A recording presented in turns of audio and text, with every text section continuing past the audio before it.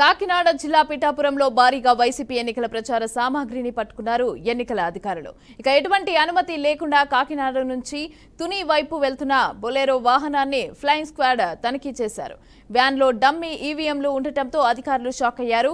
భారీ మొత్తంలో జగన్ మాస్కులు, టోపీలు, జెండాలను గుర్తించి వాటిని సీజ్ చేశారు.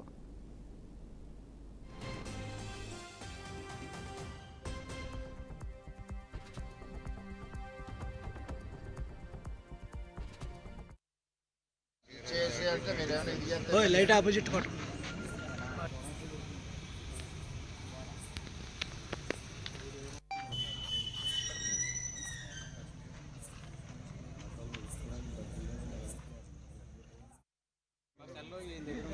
ఫోన్ నెంబర్ ఉంటుంది కదండి, సెల్ ఓపెన్ చేయండి. 7 గంటలకి వైఎస్ఆర్సీపీ యొక్క వ్యాన్ పట్టుకున్నారు. అందులో ఏముందో అందులో తీసి పోలీసులు దాచారో ఎవరికి తెలీదు. అక్కడ మెటీరియల్ ఉందని చెప్తున్నారు, మెటీరియల్ ఓపెన్ చేయట్లేదు. ఇప్పుడు కొన్ని బ్యాగులు ఓపెన్ చేశారు. దీని మైండ్ డైవర్ట్ చేసి పోలీసుని డబ్బుతో వ్యాన్లు తుని వెళ్ళిపోయినాయని చెప్పి నేను అనుకుంటున్నా. డ్రైవర్ని అడిగితే ముందు మంత్రి గారి పేరు చెప్పాడు, తర్వాత రాజా గారు తునిలో వాళ్ళకి ఇమ్మన్నారు. మరి తుని రాజా ఎవరో పోలీసులు చెప్పాలి. మరి ఆయన బయలుదేరిన ఇల్లు నెంబర్ కాడి నుంచి చెప్పాడు. అక్కడ లోడ్ ఎవరు చేశారో వాళ్ళు చెప్పాలి. ఇవన్నీ కాకుండా పోలీసులు చోద్యం చూస్తున్నారు. అంటే ఎలక్షన్ కమిషన్ అండర్కి ఇంకా పిఠాపురం పోలీస్ స్టేషన్ రాలేదు. పిఠాపురం పోలీస్ స్టేషన్ ఇంకా వైఎస్ఆర్సీపీ అండర్లోనే ఉంది. ఇప్పటి వరకు ఎఫ్ఐఆర్ వేయలేదు.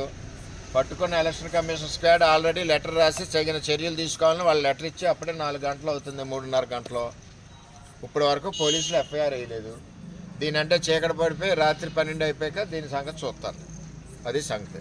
అంటే ఇక్కడ ఒక ఎలక్షను మన పవన్ కళ్యాణ్ గారు ఉమ్మడి అభ్యర్థిగా పోటీ చేస్తున్నారు. ఇక్కడ ఎలక్షను మరి అన్ని రకాలుగా నిన్నైతే బ్లేడ్లు ఇచ్చి కోసారు హోటల్ దగ్గర. అసలు ఏమవుతుందో ఇక్కడ పోలీస్కి తెలియదు, ఎవరికి తెలియదు.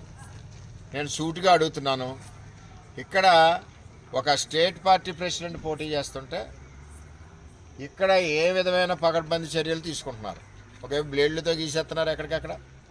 రెండో వైపేమో ఇవన్నీ చూస్తుంటే మీ దృష్టి మళ్లించి డబ్బులు వ్యాన్లు వెళ్ళిపోతున్నాయి. నేను ర్యాండమ్గా అడుగుతాను, పై నుంచి ఒకటి ఓపెన్ చేయండి. ఓపెన్